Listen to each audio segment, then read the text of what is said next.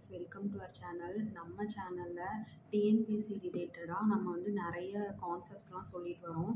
அதில் இன்றைக்கி வந்து பார்த்திங்கன்னா அதாவது நம்பர் சிஸ்டத்தில் நம்ம எதெல்லாம் மனப்பாடம் பண்ணணும் ஒரு 6 டாபிக் சொல்ல போகிறோம். அதில் ஏற்கனவே 3 டாபிக் நம்ம சொல்லிட்டோம். இதுக்கு முன்னாடி வந்து பார்த்திங்கன்னா ஸ்கொயர் நம்பர்ஸ், க்யூப் நம்பர்ஸ், அதுக்கப்புறம் ப்ரைம் நம்பர்ஸ். இப்போ வந்து பார்த்திங்கன்னா ஃபார்முலாஸ், அதாவது இயற்கணித முற்றுரிமை விதிகள், இங்கிலீஷில் அல்ஜிப்ரிக் ஐடென்டிட்டிஸ்னு சொல்லுவோம்.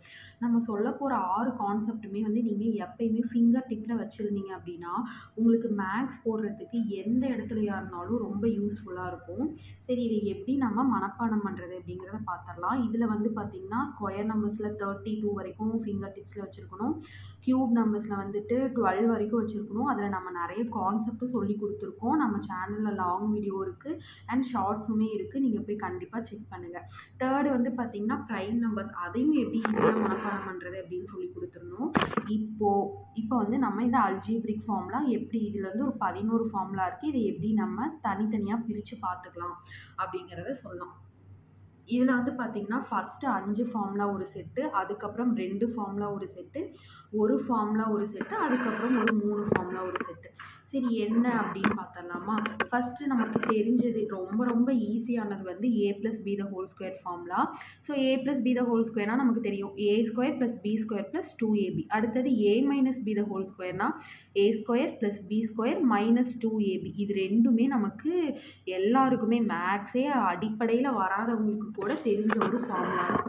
சரி, அடுத்து நம்ம என்ன பண்ண போகிறோம் அப்படின்னா இந்த a + b த ஹோல் ஸ்கொயரையும் a - b த ஹோல் ஸ்கொயரையும் ப்ளஸ் பண்ண போகிறோம், அடுத்து மைனஸ் பண்ண போகிறோம். ஸோ இதை நீங்கள் ப்ளஸ் பண்ணி பாருங்கள். இது ரெண்டையுமே ப்ளஸ் பண்ணும்போது உங்களுக்கு என்ன ஆகும்னா +2abயும் -2abயும் கேன்சல் ஆகிடும். அப்போ a² 2 டைமும் b² 2 டைமும் இருக்கும். ஸோ 2 மட்டும் தனியாக காமனாக வெளியே எடுத்துட்டோம் அப்படின்னா 2 × a² + b². இதுவே மைனஸ் பண்ணோம் அப்படின்னா இங்கே ப்ளஸ்ஸு, ஏதாவது இங்கே மைனஸில் இருக்கிறது வந்து ப்ளஸ் ஆகிடும். அப்போ 2abயும் இந்த 2abயும் 4abன்னு ஆகிடும். இந்த a² + b² வந்து -a² - b²ஓட கேன்சல் ஆகிடும். ஸோ தட் உங்களுக்கு 4ab கிடச்சிடும். So a + b the whole square, a - b the whole square, ரெண்டையும் கூட்டுறோம், ரெண்டையும் கழிக்கிறோம். சரிங்களா? கூட்டினா 2 × a² + b², கழிச்சோம்னா 4 × ab.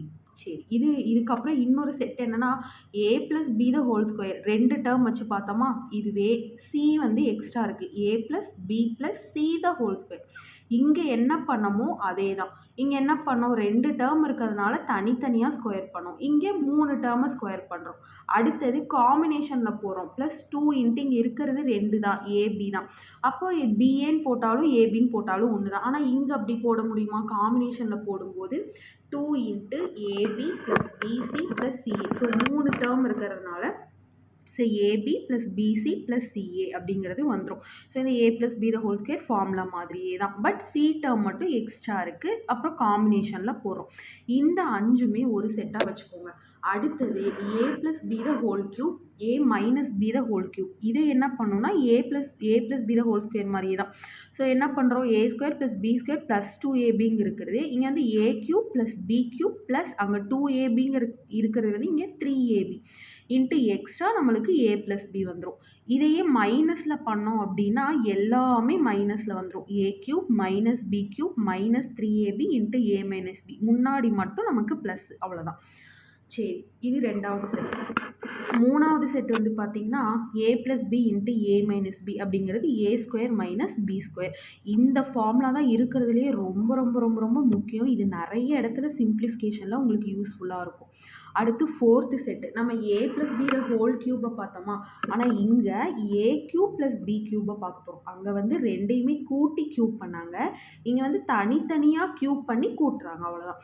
இப்போ a³ + b³ வந்தாலே ஒரு செட்டை அப்படியே வெளியே எடுத்துடணும், a + b. அப்போ க்யூப்லேருந்து ஒரு செட்டை வெளியே எடுத்துட்டோம்னா என்ன ஆகும், ஸ்கொயர் தானே இருக்கும். அப்போ a² + b². இங்கே வெளியே எடுத்ததில் ப்ளஸ் இருந்துச்சுன்னா இங்கே வந்து -ab. ஓகேங்களா? அடுத்தது a³ - b³ ஃபஸ்ட்டு ஒரு செட்டை வெளியே எடுத்துடுறோம். ஸோ மீதி செட்டு ஸ்கொயர் இருக்கும், a² + b². இங்கே வெளியே எடுத்தது மைனஸ்னா இங்கே +ab, அவ்வளோதான். நெக்ஸ்ட்டு இதுதான் கொஞ்சம் பெரிய ஃபார்முலா, பட் வந்து ரொம்ப ஈஸியான ஃபார்முலாவும் கூட.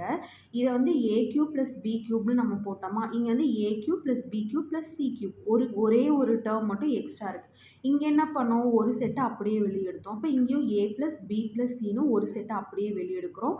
அப்போ மீதி என்ன இருக்கும், A square plus B square plus C square minus காம்பினேஷனில் போகிறோம், minus AB minus BC minus CA extra plus 3abc அப்படிங்கிறது இருக்கும்.